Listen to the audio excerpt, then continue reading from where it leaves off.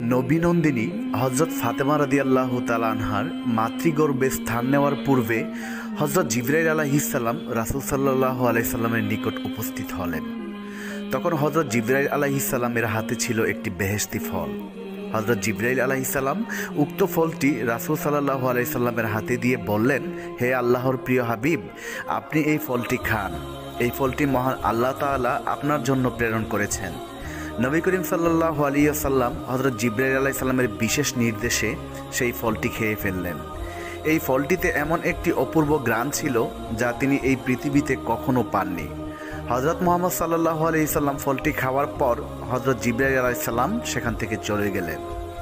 এই ঘটনার কিছুদিনের মধ্যেই রাসূল সাল্লাল্লাহু আলাইহি সাল্লামের প্রিয়তমা স্ত্রী হযরত খাদিজা রাদিয়াল্লাহু তাআলা আনহা গর্ভবতী হলেন। কিছুদিন পর আবারও হজরত জিবরাইল আলাইহিসসালাম হজরত মুহাম্মদ সাল্লাল্লাহু আলাইহি সাল্লামের কাছে আগমন করলেন এবং সুসংবাদ দিলেন, হে আল্লাহর রাসূল, এবারও আপনার একটি কন্যা সন্তান জন্মগ্রহণ করবে, যে কন্যা হবে জগৎবরেণ্য এবং সকল রমণীদের শ্রেষ্ঠ। সুসংবাদ পেয়ে নবী করিম সাল্লাল্লাহু আলাইহি সাল্লাম হজরত খাদিজা রাদিয়াল্লাহু তাআলা আনহার কাছে গেলেন এবং বললেন, হে ভাগ্যবতী খাদিজা, হজরত জিবরাইল আলাইহিস সালামের মাধ্যমে আমি জানতে পেরেছি যে এইবারও তোমার গর্ভে একটি কন্যা সন্তান অবস্থান করছে, যে কন্যা হবে আবেদা উত্তম চরিত্রের অধিকারিণী এবং মুসলিম জাহানের শ্রেষ্ঠ আদর্শ নারী। হযরত ফাতেমা রাদিয়াল্লাহু তাআলা আনহা মায়ের পেটে থাকা অবস্থায় আম্মাজান খাদিজা রাদিয়াল্লাহু তাআলা আনহা কোনো কষ্ট অনুভব করেননি। এমনকি যেদিন ফাতেমা রাদিয়াল্লাহু তাআলা আনহা দুনিয়ার বুকে পদার্পণ করবেন, সেদিন হঠাৎ করে প্রসব বেদনা শুরু হলো। এই সময় হজরত খাদিজা রাদিয়াল্লাহু তাআলা আনহার ঘরে সাহায্য করার মতো কোনো স্ত্রী লোক ছিল না। মা খাদিজা রাদিয়াল্লাহু তাআলা আনহা সম্পূর্ণ একা ছিলেন। অতঃপর হজরত খাদিজা একজন দাসীকে তার আত্মীয় স্বজনদের নিকট পাঠালেন, যাতে তারা উপস্থিত হয়ে তাকে সাহায্য করতে পারেন। দাসী যখন তাদের কাছে গিয়ে বলল, তখন আত্মীয় স্বজন আসন্ন বিপদের কথা জেনেও কোনো সহযোগিতার হাত প্রসারিত করলেন না।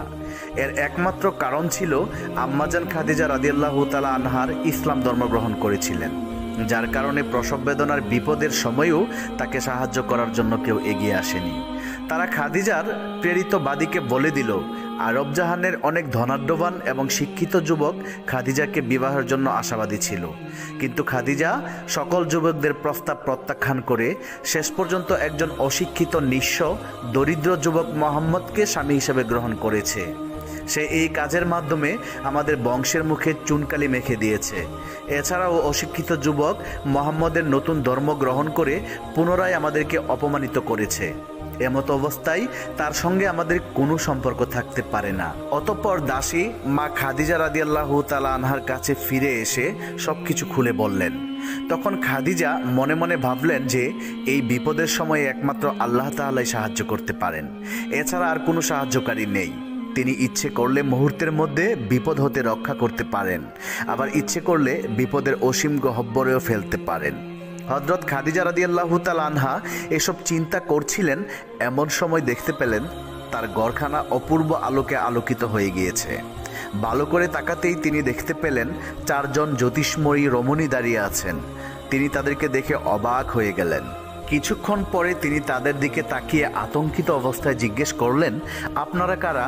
কিসের জন্য এখানে এসেছেন? তখন তাদের মধ্যে একজন অভয় দিয়ে বললেন, মা, আপনার কোনো ভয় নেই। আপনি যে আল্লাহ তাআলাকে স্মরণ করেছিলেন, আমরা তারই নির্দেশে আপনাকে সাহায্য করতে এসেছি। আমার নাম হলো হাওয়া। এরপর দ্বিতীয় রমণী পরিচয় দিয়ে বললেন, আমিও আপনার খেদমতের জন্য এসেছি। আমি মিশরের বাদশাহ ফেরাউনের স্ত্রী আসিয়া। আরেকজন বললেন, আমি হলাম হজরত ঈসা আলাইহিস সালামের আম্মাজান মারিয়াম বিনতে ইমরান। সবার শেষে চতুর্থ রমণী বললেন, আমি হলাম হজরত মুসা আলাইহিস সালামের ভগ্নী কুলসুম। আমরা সবাই আল্লাহ তাআলার নির্দেশে আপনার সাহায্য করতে এসেছি। হযরত খাদিজা রাদিয়াল্লাহু তাআলা আনহা প্রসব বেদনার কঠিন বিপদের সময় তাদেরকে কাছে পেয়ে অত্যাধিক খুশি হলেন। অতঃপর নবুয়তের ৫ম বছর ২০ জমাদিউল উখরা শুক্রবার ভোরে আরব ভূখণ্ড আলোকিত করে হযরত মুহাম্মদ সাল্লাল্লাহু আলাইহি সাল্লামের পবিত্র ঘরে হযরত ফাতেমা রাদিয়াল্লাহু তাআলা আনহা ভূমিষ্ঠ হলেন।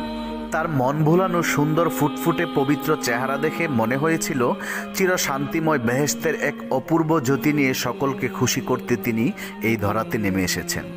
হযরত ফাতেমা রাদিয়াল্লাহু তাআলা আনহা ছোটকাল থেকেই সর্বশ্রেষ্ঠ মহামানব হযরত মুহাম্মদ সাল্লাল্লাহু আলাইহি সাল্লামের আদর্শ গ্রহণ করেছিলেন।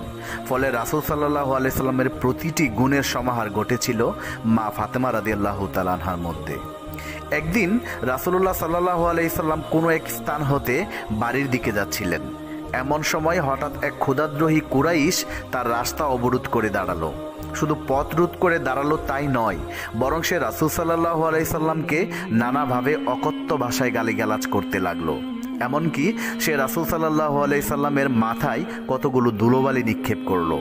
কিন্তু মানবতার মহান শিক্ষক দয়ার আধার কোনো কিছু না বলে চুপচাপ দাঁড়িয়ে রইলেন। ইতিমধ্যে হযরত ফাতেমা রাদিয়াল্লাহু তাআলা আনহা সেখানে উপস্থিত হয়ে এমন অমানবিক দৃশ্য দেখে তিনি স্থির থাকতে পারলেন না, বরং তিনি পিতার মাথার ধুলাবালি ঝাড়তে ঝাড়তে ক্ষুধাদ্রোহী কুরাইশকে লক্ষ্য করে বললেন, তোমরা কি মানুষ নাকি অমানুষ? তোমাদের মধ্যে মানবতার লেশমাত্রও নেই। আমার পিতা তোমাদের কি ক্ষতি করেছে যে তোমরা তার সাথে এমন অমানবিক অত্যাচার করছো? যোগ্য পিতার আদর্শবান মেয়ে মা ফাতেমা রাদিয়াল্লাহু তাআলা আনহার তিরস্কারে ক্ষুধাদ্রোহী কুরাইশ জবাব দিতে না পেরে কোনো কিছু না বলেই লজ্জিত হয়ে সেখান থেকে চলে গেল। অনুরূপভাবে আরেক দিনের ঘটনা, রাসূল সাল্লাল্লাহু আলাইহি সাল্লাম একবার কাবার সামনে নামাজ পড়তেছিলেন। এমন সময় একদল ক্ষুধাদ্রোহী কুরাইশ অদূরে দণ্ডায়মান হয়ে হযরত রাসূলুল্লাহ সাল্লাল্লাহু আলাইহি সাল্লামকে নানা অকথ্য ভাষায় গালিগালাজ করছিল। মুহাম্মদুর রাসূলুল্লাহ যখন নামাজরত অবস্থায় সেজদায় গেলেন, এমন সময় ক্ষুধাদ্রোহী কুরাইশরা একটা উটের নাড়ি ভুড়ি এনে মাথার উপর চাপিয়ে দিল। মুহূর্তের মধ্যেই তার পরিধেয় জামা কাপড় নষ্ট হয়ে গেল।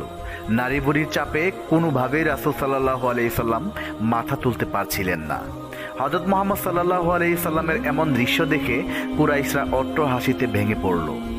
হযরত ফাতেমা রাদিয়াল্লাহু তাআলা আনহা খবর পেয়ে সেখানে উপস্থিত হলেন এবং পিতার এরূপ অবস্থা দেখে তিনি নিজেকে স্থির রাখতে পারলেন না। তিনি তৎক্ষণাৎ চোখের পানি মুছতে মুছতে রাসূল সাল্লাল্লাহু আলাইহি সাল্লামের মাথার উপর থেকে নাড়িভুড়িগুলি সরিয়ে ফেলে দিলেন। মা ফাতেমা নাড়িভুড়ি ফেলে দিয়ে মনের চাপা ক্ষোভ দূর করতে পারলেন না, বরং পিতার পাশে দণ্ডায়মান হয়ে কঠোর ভাষায় তাদেরকে তিরস্কার করতে লাগলেন।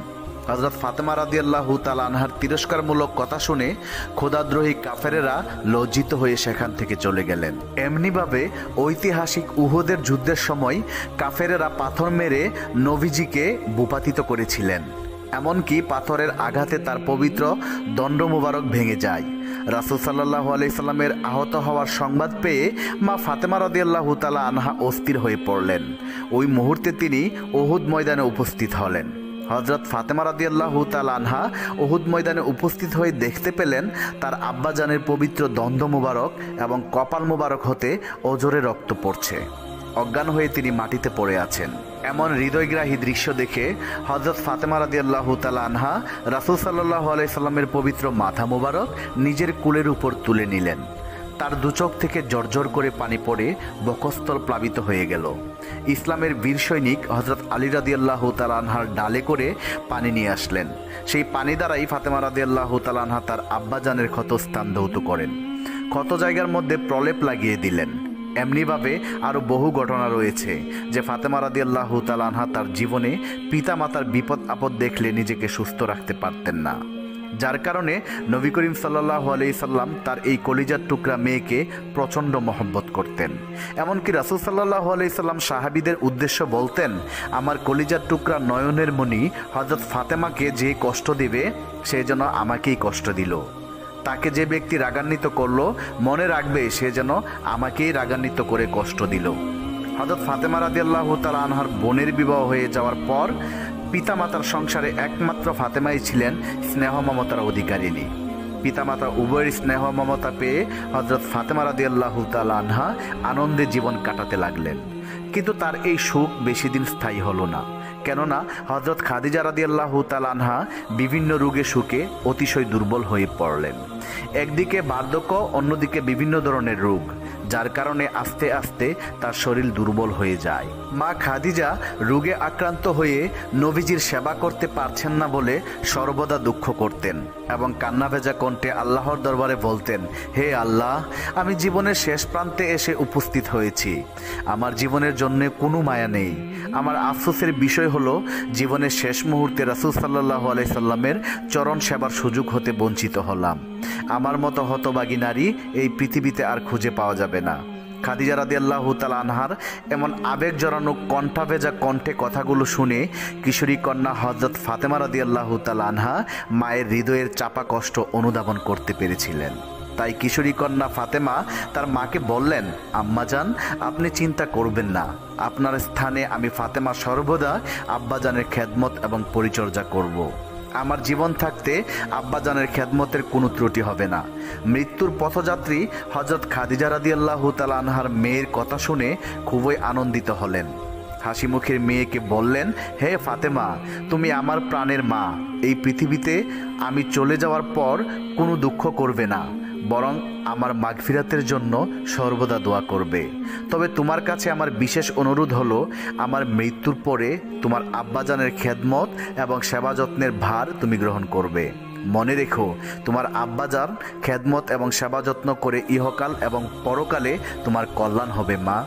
আমি রাহমানুর রাহিম আল্লাহর কাছে দোয়া করি, আল্লাহ যেন তোমাকে তোমার পিতার খেদমত করার সুযোগ দান করেন এবং তার খেদমতের বিনিময়ে আল্লাহ তাআলা যেন তোমাকে সমস্ত মানব জাতির মধ্যে শ্রেষ্ঠত্বের আসন দান করেন। তোমার সুনাম সুখ্যাতি যেন পৃথিবীর বুকে চিরদিন অক্ষয় হয়ে থাকে। হযরত ফাতেমা রাদিয়াল্লাহু তাআলা আনহার বয়স যখন মাত্র 11 বছর, তখন তার মাতা হযরত খাদিজা রাদিয়াল্লাহু তাআলা আনহা ইন্তেকাল করেন। আম্মাজান খাদিজা রাদিয়াল্লাহু তাআলা আনহার বিদায়ের পর নবী করিম সাল্লাল্লাহু আলাইহি সাল্লাম নিজেকে স্থির রাখতে পারলেন না। মনে হতো যেন রাসূল সাল্লাল্লাহু আলাইহি সাল্লামের অন্তর ভেঙে চৌচির হয়ে গিয়েছে। এদিকে মাতৃহারা হযরত ফাতেমা রাদিয়াল্লাহু তাআলা আনহা দুঃখ কষ্টে একেবারে ভেঙে পড়লেন। কেননা খাদিজা তার এই মেয়েকে অন্তরের অন্তঃস্থল দিয়ে ভালোবাসতেন, আর ফাতেমাও মা খাদিজাকে তার জীবন দিয়ে ভালোবাসতেন। একবার ফাতেমা রাদিয়াল্লাহু তাআলা আনহা মায়ের কথা মনে করে কান্না ভেজা কণ্ঠে নবী করিম সাল্লাল্লাহু আলাইহি সাল্লামকে বললেন, আব্বাজান, আমার মা যখনই আম্মাজানের কথা মনে পড়ে তখনই আমার কিছুই ভালো লাগে না। আপনি হযরত জিবরাইল আলাইহিস সালামের নিকট জিজ্ঞেস করে দেখেন আমার আম্মা কেমন আছেন। মাতৃহারা হযরত ফাতেমা রাদিয়াল্লাহু তাআলা আনহার এমন কথা শুনে রাসূল সাল্লাল্লাহু আলাইহি সাল্লাম অন্তরে খুব ব্যথা পেলেন। আদরের দুলালিকে আবেগ ভরা কণ্ঠে স্নেহের সান্ত্বনা দিয়ে বললেন, হে ফাতেমা, তোমার মায়ের মতো মা এই পৃথিবীতে কজন আছে? তুমি কি তা একবার ভেবে দেখেছো? আমার দৃঢ় বিশ্বাস রহমানুর রাহিম আল্লাহ তাআলা বেহেশতের মধ্যে তোমার মাকে শান্তিতে রেখেছেন। তুমি তার জন্য কোনো দুঃখ করবে না, বরং সর্বদা তার মাগফিরাতের জন্য আল্লাহ তাআলার কাছে প্রার্থনা করবে। অতঃপর বিশ্বনবী যখন মক্কা থেকে হিজরত করে মদিনায় চলে আসেন, তখন হযরত ফাতেমা রাদিয়াল্লাহু তাআলা আনহার জন্য বিবাহের প্রস্তাব আসা শুরু হলো। প্রিয় বন্ধুরা, এই পর্যন্তই ছিল আমাদের আজকের ভিডিওটি। বন্ধুরা, আপনারা যদি হযরত ফাতেমা রাদিয়াল্লাহু তাআলা আনহার বিবাহের ঘটনাটি জানতে চান তাহলে অবশ্যই কমেন্ট করে জানাবেন। তাহলে আমরা দ্বিতীয় পর্বের ভিডিওতে মা ফাতেমার বিবাহের ঘটনাটি সম্পূর্ণ আকারে তুলে ধরব আপনাদের সামনে ইনশাআল্লাহ। তাহলে দেখা হবে আবার নতুন ভিডিওতে। সেই পর্যন্ত সবাই ভালো থাকুন, সুস্থ থাকুন এবং আমাদের আজকের ভিডিওটি যদি আপনাদের কাছে ভালো লাগে তাহলে আমাদের চ্যানেলটি এক্ষুনি সাবস্ক্রাইব করে রাখুন। আল্লাহ হাফেজ।